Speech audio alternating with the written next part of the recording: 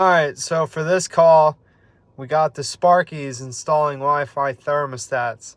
Now, I left a quote to install 2 Echobees. She didn't decide to go ahead with it. It was too much. So, she got an electrician to do it. Let's see what they did wrong. Here we go, moment of truth. Let's see. 2 different types of screws.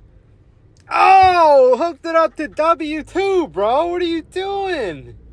So close. Man, look at that. No backplate, no nothing. Can't afford 2 Echobees. That thing's worth more than my life. Nah, she probably just didn't want the Echobees. Make sure there's no fingerprints. We're good to go. Save the day.